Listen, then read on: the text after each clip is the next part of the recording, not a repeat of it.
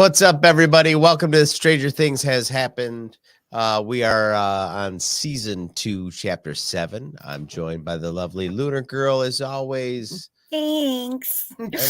And And my co-host, Jealous Snooch over there. Snooch Christmas. Snooch Christmas.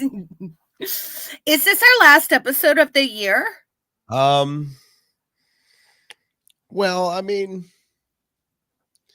we'll leave next week up to chance because who knows? Because you're going away for a few days. So yeah, but I'll be back Sunday. If it doesn't snow. I mean, airplanes fly when it snows. Where are you going for out of Detroit? Yeah. Yeah. Detroit pilots ain't scared of shit. It's true. More likely to get jacked in the fucking terminal than anything else. Oh, don't say that. My daughter's flying out of Detroit on Sunday. Oh, she better toughen up. Well, we've got our festive holiday drinks. We do? Right here. What are you drinking? I am drinking some ginger ale with vanilla stoli and some pretty little cranberries on top with my reusable green metal straw. The joke's on you. Every ale that I drink is ginger ale. What are you drinking? I have a cherry margarita. Very nice. Very red. Cheers. Clinkety clink. All right, let's break this baby down. Well, let's get into it. See what's happening. Season 2, chapter 7, The Lost Sister. And this had my mind going because remember the very first episode we saw the chick with the numbers on her wrist and then we never heard from her again? Yep. Well, we finally got this all cleared up. Yes, she back. We start off with Elle with Mama and Aunt Becky. And we hear Elle, going into the world between worlds with the white fuzzy on TV and the blindfold. And we hear her say, Mama, I'm home. And then Terry goes through her flashes again with Rainbow and, 4 to the left, blah, blah, blah. Mm-hmm. Her whole flashback again. It's nothing new. She's wondering, can she find her? She sees this girl, this, African-American girl in the Rainbow Room, in the daycare center, what we figured was the daycare center.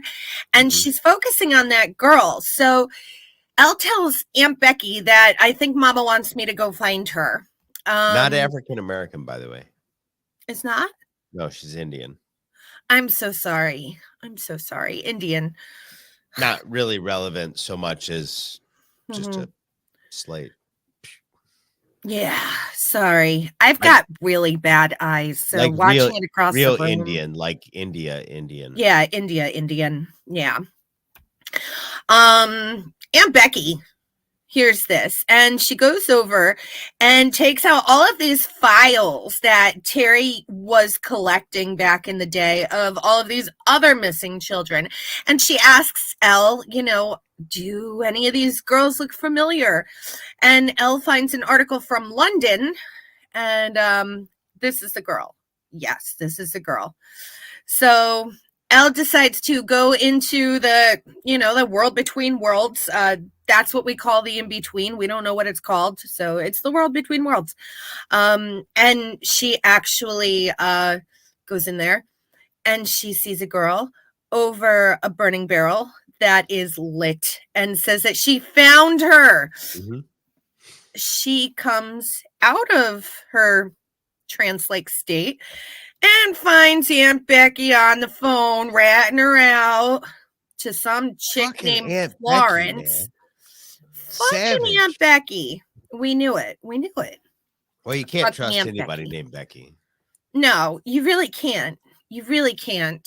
So Elle's like, fuck this noise.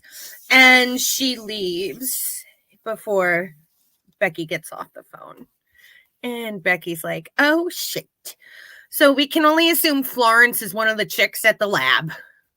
And then we have the intro song and all the opening credits. And then we see Elle on a bus.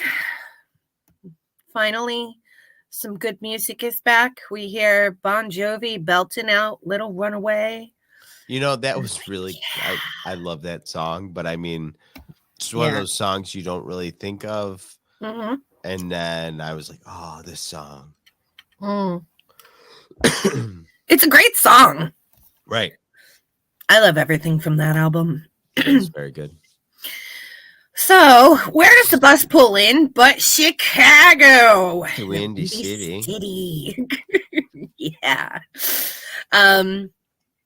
Elle is, following her way that she thinks that she saw, and it lands her in an alleyway where this weird guy is screaming out, they're all dead. Yeah, that was fucked up. I wasn't even going to mention that, except every single thing in this show is connected in some way. So I don't know if this guy screaming they're all dead is connecting to the shadow monster or anything. Right. So and it's super that whole alley scene with the people yelling, that once again 80s trope scene. Oh yeah. Dude, I was just watching RoboCop with Chris a couple nights ago. And exactly that. Same thing. Yep. RoboCop, Darkman, all those movies have those scenes where the hero or anti-hero or whatever is just coming out of whatever fucked up state they were in. They're bouncing through some shithole alley, and there's crazy people and fires in 55-gallon drums, and you always see the guys, the homeless guys with the fingerless gloves on, well, before fingerless gloves were cool. That's the thing. What is with all these fingerless gloves? They're easier to text.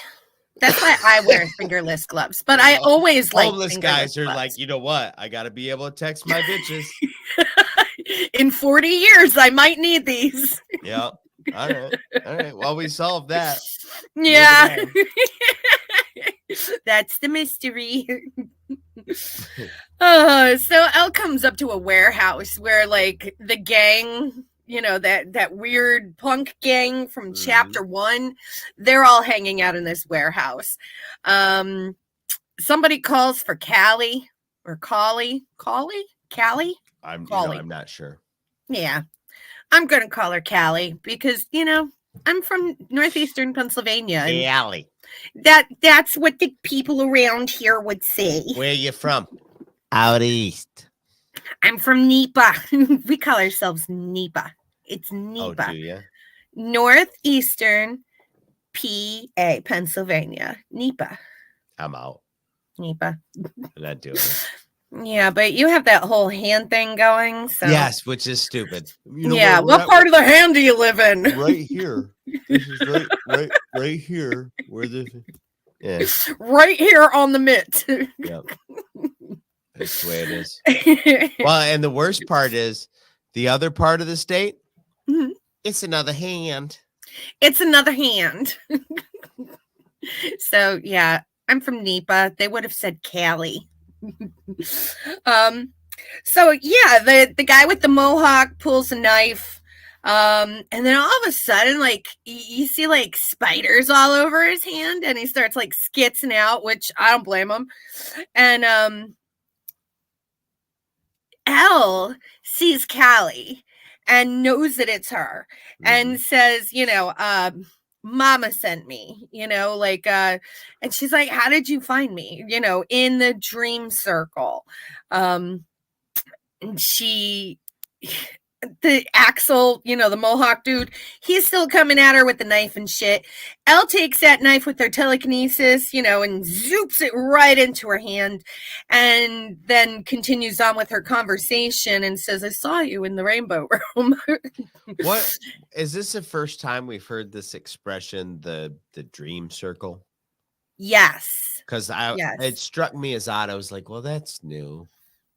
That we always called it the world between worlds because we didn't know it was called the dream circle. Right. So I guess now we have to start calling it the dream circle. Yeah. And what's the circle? Why is it a circle? It's not even a circle. It's just empty blackness.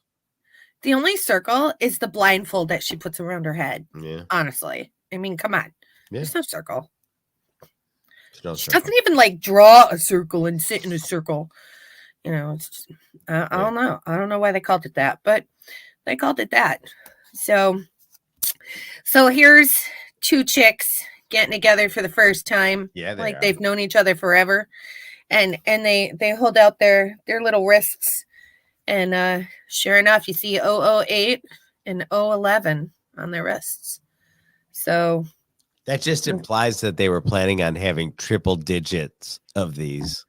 Yeah. Kids. And where's 1, 2, 3, 4, 5, 6, 7? Yeah. And 9 and 10. Right. Yeah. So, what are we going to see in the future? Or maybe they'll just drop it. I don't know. Yeah. Maybe they're just like, oh, those kids didn't survive. Mm-hmm. So then they each call each other sister and they give each other a hug. And it was like, reunited at last. What a nice, wholesome moment. So next we see Jane, Elle, and Callie sitting on the roof. Callie's talking to Elle, and Elle's talking to Callie. Callie's like, Hopper's naive if he thinks that he could protect you. Your powers are a gift. Stop thinking that they're so bad. It tells Elle about how she manifested the spiders. And there's a beautiful little, luminescent butterfly scene where, she explains her power to Elle. She's like, our powers don't have to be scary. Think of it as magic. So it's like, magic's not so scary. It wasn't scary in the 80s. Magic was awesome in the 80s. Right. Yeah. So now we're in the bedroom, Callie's bedroom, which is now Elle's bedroom. And Callie tells Elle about how she feels whole now and they belong together. And Elle is home now. We've been hearing that all season about how Ella's home in Hopper's house, and then Ella's home in Terry's house, and now Ella's home in Callie's house. It's a big theme for Elle right now. She's searching for what home means. Yeah, she's going through that identity crisis. I mean, with good reason. I mean, sure. She's had a hell of a life, so I don't fault her for that. So next, Elle wakes up. Oh no, Elle doesn't wake up yet because Callie goes downstairs while Elle goes to bed, and all of the friends are making fun of Elle, and they actually plan on using Elle to help do all their crime shit. So I was like, oh, okay, what kind of crime shit are we using her for? Fucking crime shit. Crime shit. So poor Elle. So now Elle is sleeping, and Elle is dreaming of Hopper on the CB, telling her everything. Almost like she's dreaming, but she's dreaming what's really happening with Hopper telling her, everything when he tried calling in on the CB. So I thought that was like, oh, she's dreaming of Hopper. Like, right? You need to go back, honey. Now Elle wakes up and gets introduced to everybody. Axel is the spider hater with the gigantic mohawk. Fuck that guy. Dottie is the newest, and she looks like she's never brushed her hair in the past 3 months. Mick is the eyes, the protector. She's basically the lookout chick. Mm-hmm. Funshine, who is this big beastie guy, he's the warrior, of course. he's like, fucking Sunshine. Yeah. He's the muscle of the group. And they're all outcasts, just like Elle and Callie. I would say Sunshine's probably a barbarian. Yeah. Barbarian, or he's got like 2 giant braids coming out of the back of his bald head. Like he reminded me of an 80s WWF wrestler. Yeah. But I mean, if we're classifying him as a D&D, he'd definitely be. He's a barbarian. Oh, hell yeah. Hell yeah. And I still maintain that all these characters have a alignment. I still agree with you 100%. They have an alignment. They have like one's a druid and like their little jobs. One's a mage. I think the Duffer Brothers we're like, all right, every character that we make in this show is going to be, we're going to have their own, and we're going to know how to play them based on D&D. Oh yeah. I would say Elle is a chaotic good. She's chaotic because she doesn't know that she's good, but she's good. She's got a good heart. Right. She just doesn't know it yet. And she's probably going through all those like adolescent hormones, that girls tend to go through and no, they don't do that. We're bitchy at that age. Really bad. What age is that? 10 through 14, depending on how mature the girl is. Yeah. And then 15 through 41, and then 15 through 41. Well, I would say 15 through 42 18, through 75. Your hormones are leveling out. And then 18 through 30, you're learning how to be an adult. And then 30 through 40, you're finally 30 through 35, you're finally normal. And then 35 and on, you get hormones again, but different kinds of hormones. Yeah, and they're retarded. Those ones are just retarded. Yeah. All right. Anyway, moving on. Being a chick sucks, dude. That's what all the chicks say. And then all of us guys watch all the chicks just kind of get the stuff that they want. We go, oh. I never get this stuff that I want. Really fucking hard being you. I know. So now we're at a bulletin board. They're telling Elle that, we're gonna hurt what you call the bad men. They fling all these IDs out for Elle to look through. Every single one of them are criminals that had ties to the lab from when Callie and Elle were little. Well, they were at least people from the lab. I don't know that the girls implying they are criminals because of how they worked in the lab. Yeah. Yeah. They're looking at the bulletin board and they're asking Elle if she recognizes any of them. She recognizes Ray Carroll because he's the one who hurt Mama. He's the one who was doing the electric shocks until she went, just super veggie. Fresh in her head. Yeah. She just watched it. So now we're in the world between worlds or the dream circle. Do we have to start calling it a dream circle? Well, you can't call it a dream sickle. That would be weird. That's true. So we're in the dream circle. And Elle's looking for the guy. He's an hour away. It's going to be risky, but we're going to do it. Let's go. And now we have to do the 80s makeover because that's what we did in the 80s. We gave to a montage. We're going to have a montage. Yep. So now Elle gets her hair all slicked back. She's got the cool tweed peacoat, the stereotypical peacoat. Oh, I love that. Yeah, tweed. Gotta have to tweed. I got a tweed peacoat. I love it. I really want one. No, I don't. I don't like coats. They're too bulky. Can't drive my car right in them. Put on the eye makeup, little bit of lipstick, you know, What and is now, on your shirt, Kelly? oh, That's it's aggressive. I got it at an oddity shop. It's the shop's called The Strange and Unusual, and And I it's in myself am strange Kingston, and unusual. Pennsylvania, and they make the best coffee there. They have this little Harry Potter coffee shop attached to it. Uh-huh. Delicious freaking coffee. Yeah, highly recommend it. Anybody who's in NEPA, go to The Strange and Unusual shop. Don't say Nipa. Nepaites know exactly what I'm talking about.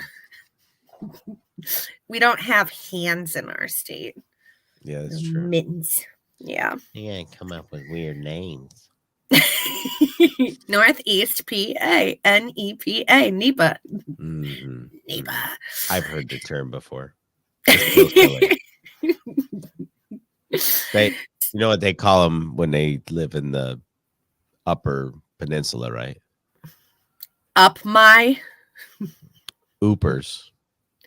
Oopers? Youpers. But Youpers. They Oh! pronounce it oopers. And then they call the rest of us trolls because we live under the bridge. Ah! So that's where the 90s band The Youpers came from, right? Sure is. The second week of deer camp. Yep, the Youpers. Yeah, they were pretty cool. So Al gets his makeover, and now we're bitching. We're bitching, dude. She looked tough. She looked like I Bitchin'. said, that was like straight out of Prayer of the Roller Babies. Bitchin'. I still trying to get Brady to fucking do that on the escape pod. He's like, I don't know what it is. And I'm like, I fucking hate you. You'd love it, Brady. Should. Brady doesn't watch this show. He doesn't watch us anyway. I know. That's why I said it. He won't have any feelings about it. So fuck him. Yeah. So we all climb in the van now because we all look bitchin'. And now we're doing another song, and now we're trying those plastic fucking Halloween masks, the ones that used to cut your little eyelids and, you know, held together with the staple that used to carve into your cheek. Yeah, we're trying on all of those masks because we need a mask to be a bad girl. Yeah. We stop at a gas station, okay, a little tiny convenient mart, and we're gonna get supplies.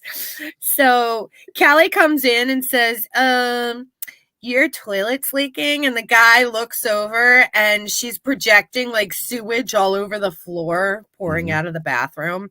So he goes in there.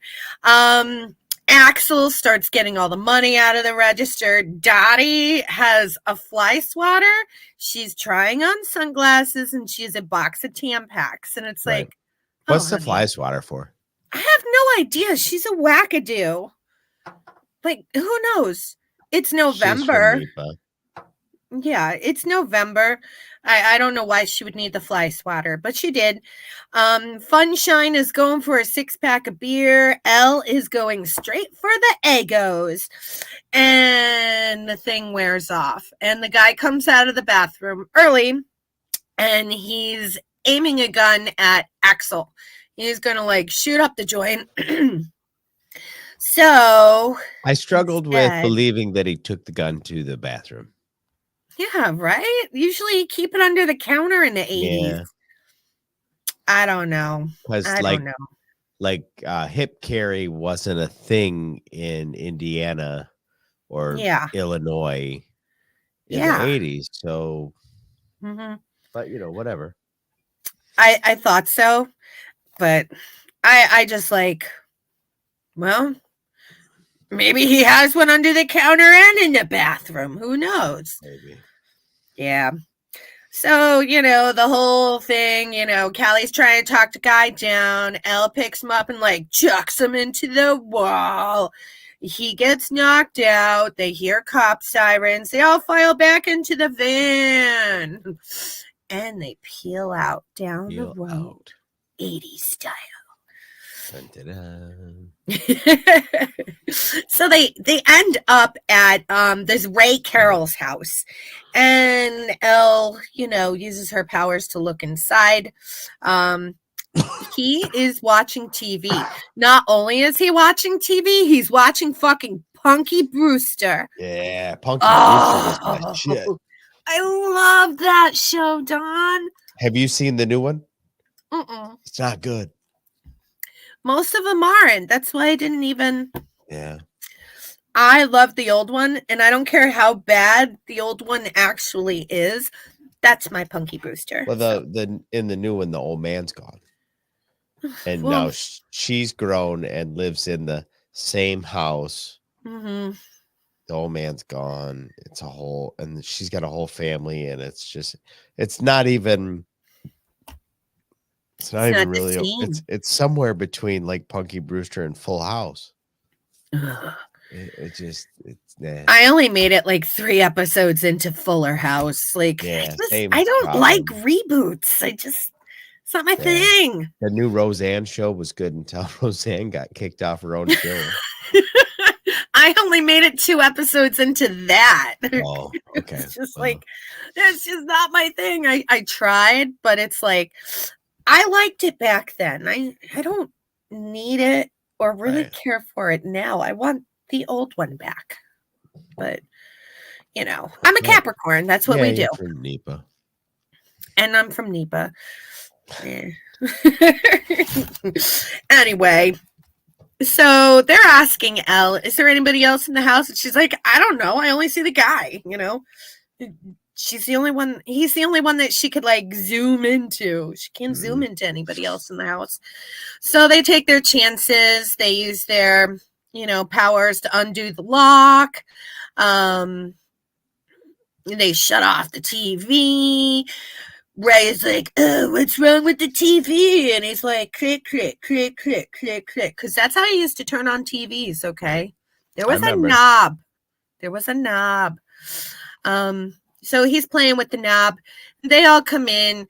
Callie and Elle are like, you ain't going anywhere, And of course, you've got Axel going to get the wallet, and fucking what's her name?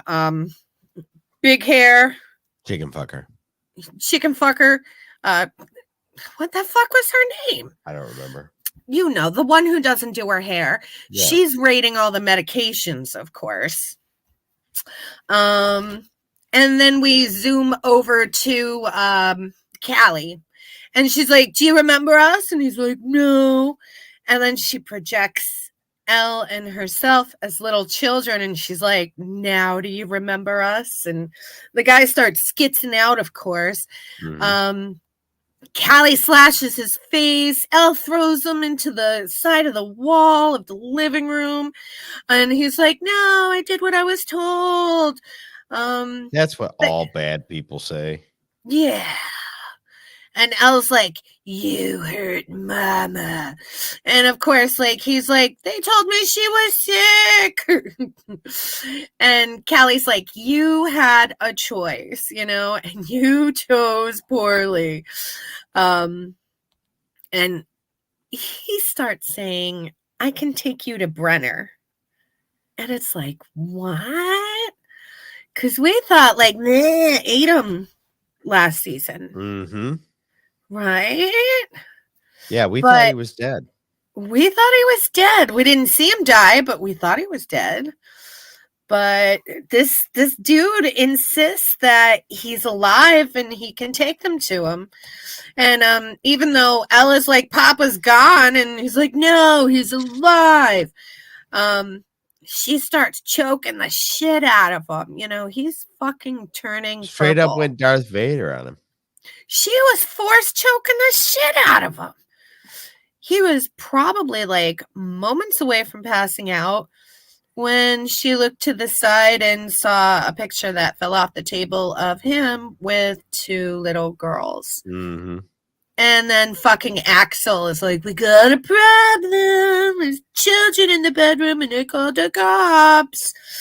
And Elle lets them go. Callie's like, basically, what the fuck are you doing? And she's like, you can't do it. Move over. I'll do it. And she picks up a gun, and just as she's about to shoot him, Elle whips the gun out of her hands with her telekinesis, and it flies through the fucking window. So Callie's like pissed, and Right. Axel's like, we have to go. The sirens are here. The cops are here. We have to go. So they all climb into the A-team van. You know, it's parked around back at this point, and they run away. They just run away. They speed away, and Callie's like, dude, you want to show somebody mercy, that's on you. But don't you dare take a moment away from me. Right. It's like, and then she immediately, like in the upcoming scenes, does exactly the opposite. Completely violates Elle's. Hell yeah. Yeah. So now we're back at the warehouse, okay? Axel is playing with his money. Dottie was the freak that didn't comb her hair. A weirdo. Dottie and Funshine are playing cards. Ella's up in the room. Callie enters the room. And Elle's like, they were kids. Yeah. And Callie tells a story about her own childhood and what happened to her when she got out of the lab. Ella's like, Papa's dead. You know, he's dead. And Callie starts projecting an image of Papa right there. That fucking crazy Dr. Brenner is now supposedly walking into the room. Elle knows that this is a projection, but, you know, Papa's talking about, you know, Elle, you got to do this and you got to do that, and you can't be scared, and you got to be powerful, and you got to be strong, blah, blah, blah, blah, blah. And Elle finally screams at the top of her lungs, get out of my freaking head! Right. I thought all the windows were going to blow out and shit. I was kind of surprised. I know, like they should have. Right. They should have. And then Callie's like, let's heal our wounds together. Like, oh, you're such a good big sister. Right. So, while all of this is taking place, Mick, who's doing the lookout thing like she always does, and listening to the scanner, fucking Dottie distracts Mick with like, oh, you want to gamble? You want to play cards? You know, blah, blah, blah, blah, blah. And while Mick starts arguing with her why she doesn't want to play, the whole fucking warehouse gets surrounded by the cops. Right. So, and like all the cops too, not just a couple. All the cops. I can't even, throughout all this, I can't even wrap my head around, like, so that, like, the one guy got assaulted in his house. And then he tells the cops, oh, yeah, a fucking couple people come in here, fucking masks on, blah, blah, blah. Yeah. Warrants the entire Chicago SWAT team. Like, yeah. No way. They're going to send one or two cars out maximum to that little warehouse to look around. Yeah. Yeah. I'm surprised they didn't come in through ropes and through the windows. Yeah, absolutely. National Lampoon style. Exactly. At least that guy was rich. Yes. Like, at least that guy was like filthy rich, and like maybe they would send people, but this guy was just a dude that said some people were there. In a blue leisure suit. Yeah, they weren't there when the cops got there. It's not like there was an altercation, and yes, the whole thing. I was like, all right, guys, maybe you didn't think this one through. Yeah. Like, they're sitting in the writer's room. You know what it is? All the cops are here. And where's RoboCop? fucking wasn't that's in Detroit. Oh, wait. RoboCop still had 3 years. And RoboCop, if we're 1984, RoboCop was 87. Yeah, but RoboCop's in Detroit. It's true. He's not in Chicago. I forgot for like this many seconds because I did just see it. They were gonna put a RoboCop statue in Detroit, like a for real, like a big ass statue of RoboCop in Detroit. I'm not surprised. It's a weird city, man. Damn. And my kid lives there now, so yeah. No, I mean it's a cool city, but it's a weird city. It is a weird city. It is a weird city. I've driven through it before. Yeah, it's different. It's a weird city. There's some pretty spots though. Oh yeah. It's got its charm. Yeah. It's weird. It is weird. It's different. Anyway. So now we're all fucking surrounded. Elle is in her dream circle again. Like, dude, like, is that all she's in doing? It now? Like, she takes a nap and she's going in there. Yeah, she's in her fucking dream circle again. And she's thinking of Mike and Dustin, the time when they told her that she's not a monster and she has such a good heart. She's seeing Hopper. And then she's like in the world between worlds, not just memories now she's in it, and she sees Hopper in his scrubs watching the monitor saying it's a graveyard, get them out of there, right before the Demogorgons got the dudes in the tunnel. She's seeing Will running around the lab trying to say it's a trap. And so now she's like in where that episode left off. They're like going on at the same time now. So the cops raid right in the middle of her dream circle.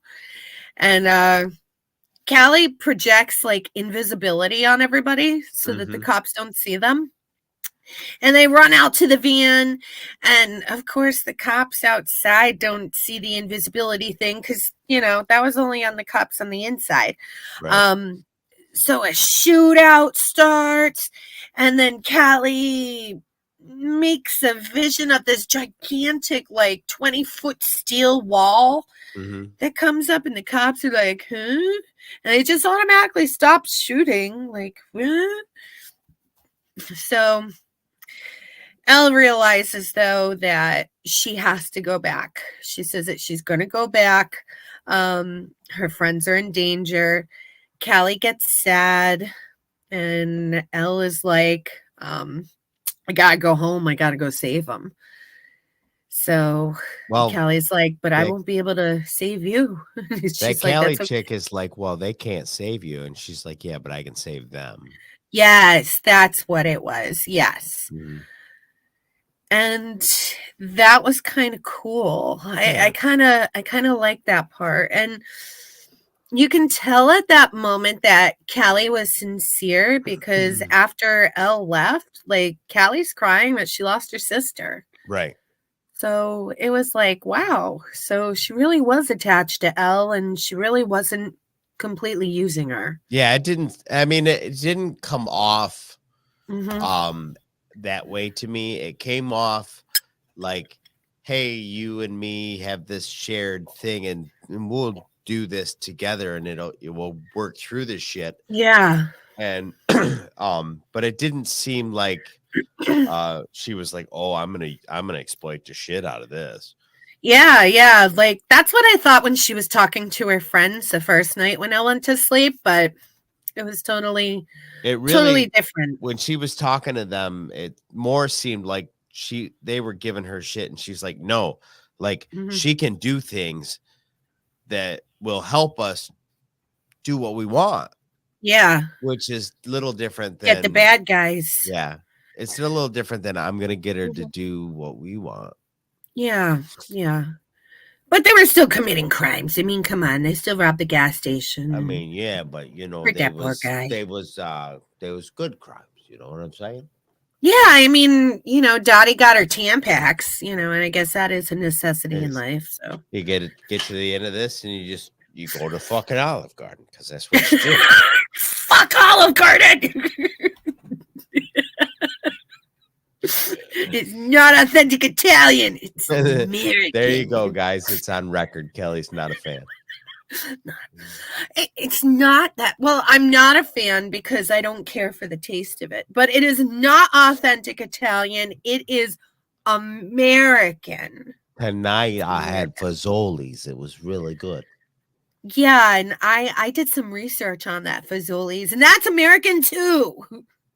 Yeah, I had baked ziti. That's not a fucking Italian dish. It has Italian things in it.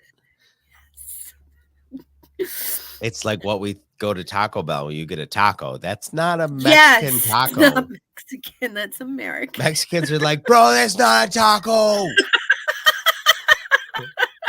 Let me show you how we make tacos. There's not even cilantro on it, for fuck's sake. Mm-hmm. You know, I'm all alone in this house. Nobody in my house likes cilantro. I don't like it either. It tastes like soap to me. That's what everybody in this home says. And it's like, am I the only one who can taste cilantro in here? It's actually a genetic thing. Yeah, and Chris is a Swede, so. Yeah, so they probably got it from Chris. You probably got it from Chris. I guess there's some kind of genetic switch that tastes like soap for some people and tastes like an herb to other people.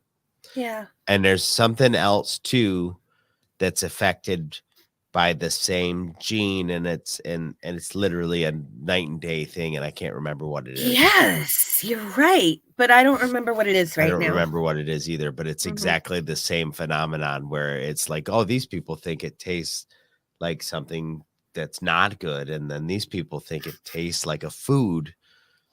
So I don't know. Is the dress black and gold? Yeah, exactly. It's the same kind of yeah. It doesn't matter if the dress is black and gold. That chick's a man.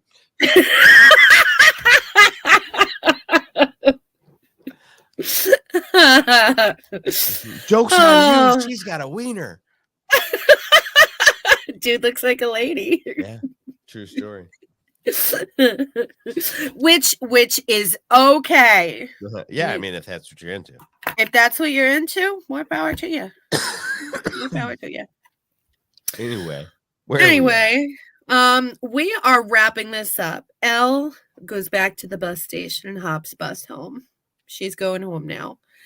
And this lady across the aisle, she's like, "You're a little young to be traveling by yourself. You know, where are you going?" And Elle answers, "I'm going to my friends. I'm going home." And it's like, oh, she knows where our home is now. That's really the whole point of this entire episode. Yeah. Elle's looking for home. Oh, she figured it out. Yeah. Elle's looking for home. Also, I skipped over the whole sequence where Elle was Callie was training Elle on how to use your powers, you know, when you're not feeling angry, to find that anger. And Elle like picked up a train and was dragging a train around. So yeah, we got to see Elle's sister.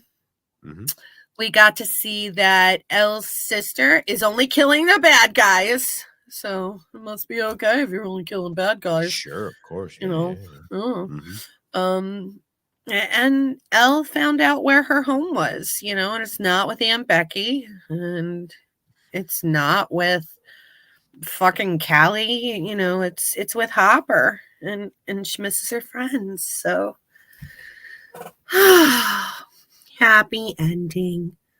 Right. And now we have 2 episodes left of this season. Yeah. But I mean, we got 2 more seasons. We do have 2 more seasons. So I'm not scared yet. Yeah. Next Friday, the 23rd, we're not gonna do it again before Christmas, but maybe the following Friday, you know, watch the socials.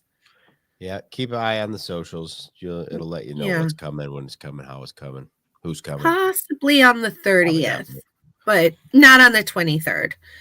Not on the 23rd. So. Okie dokie. So Merry Christmas, everyone. Merry Christmas. Thank you for joining us tonight. And thank you for joining us these past few months. Yeah. It's been a good ride so far. It's been a good ride so far. Yeah.